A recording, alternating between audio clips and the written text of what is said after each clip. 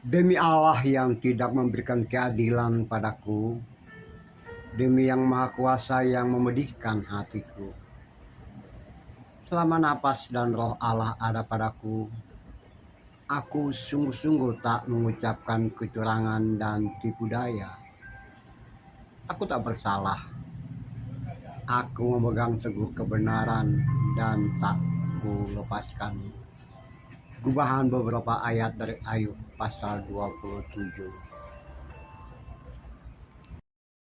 Renungan kita satu hari satu pasal dari kitab Ayub. Hari ini Ayub pasal ke-27.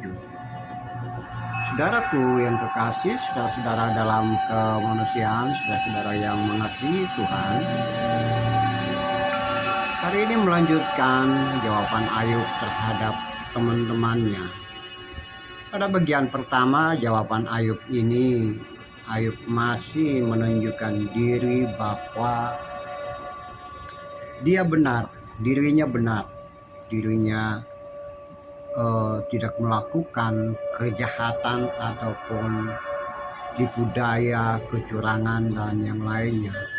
Kita memperhatikan bahwa Ayub tetap menunjukkan bahwa Allah sementara tidak berbuat adil kepada dirinya.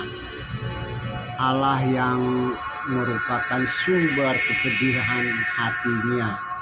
Ya, Allah yang Maha Kuasa tidak memberikan keadilan kepadaku. Padahal dalam hidup dan kehidupan keseharian, Ayub mempunyai keyakinan bahwa roh Allah ada pada dirinya, sehingga ia tidak melakukan tipu daya, dia selalu membuat kebenaran, dia tidak pernah melepaskan, tidak berbuat celah. Itu yang Ayub tunjukkan kepada teman-temannya. Dia tidak habis pikir mengapa dia harus menderita, dia harus mengalami kepedihan, dia berada dalam titik nol, dalam penyakit, tertinggal dan kehilangan segala sesuatu. Ya, itu yang terjadi. Padahal Ayub bisa melihat bahwa ada orang yang tidak mengenal Allah, orang kesudahan, orang fasik, semuanya akan menjadi hilang, tetelan masa, tetelan waktu, dan hancur berantakan. Orang fasik tidak tahan hidup dalam keadaan apapun.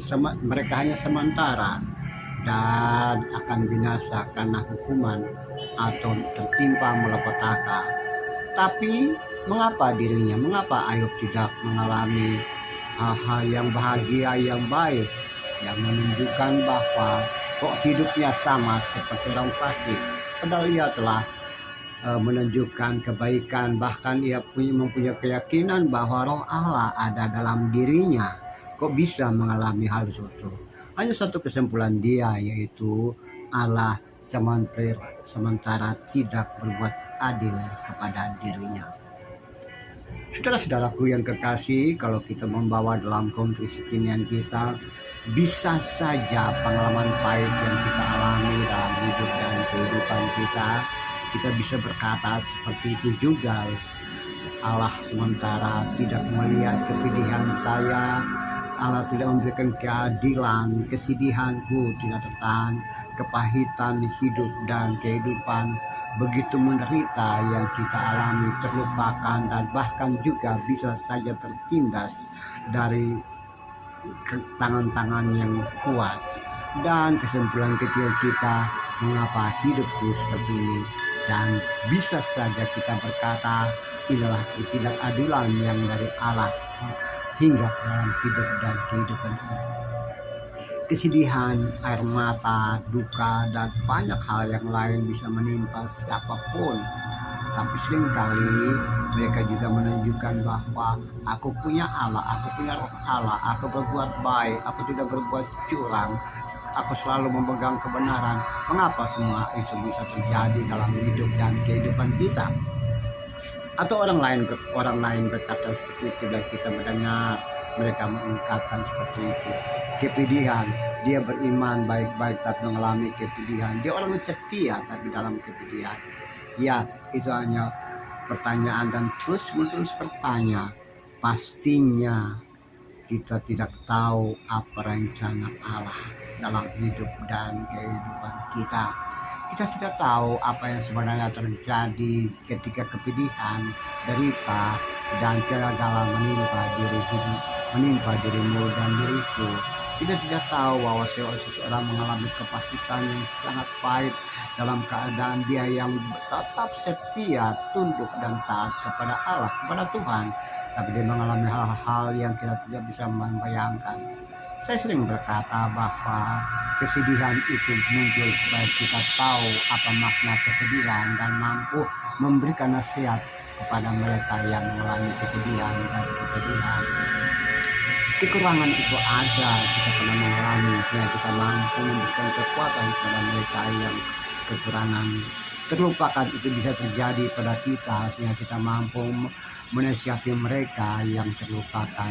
Tertindas itu bisa muncul dalam hidup dan kehidupan kita, sehingga kita mampu juga mendampingi dan menasihati mereka yang mengalami ketertindasan. Ya, kadang-kadang pengalaman hidup dan kehidupan yang kita alami itu merupakan hal yang sangat luar biasa, yang menjadi pengalaman baru ketika kita mendampingi orang lain untuk tetap bertahan hidup ketika dia mengalami hari-hari sukar, hari-hari kesukaran dalam hidup dan kehidupan. So, saudaraku, mari kita mempertahankan iman yang ada pada kita. Biarlah kita, jika kita merasa bahwa itu ketidakadilan Allah, apalah itu, kita tidak perlu risau tentang itu. Yang pasti adalah rencana Allah, rencana Tuhan yang terbaik untuk saudara dan saya. Terpujilah Kristus, terpujilah Tuhan, kekal selama-lamanya. Amin.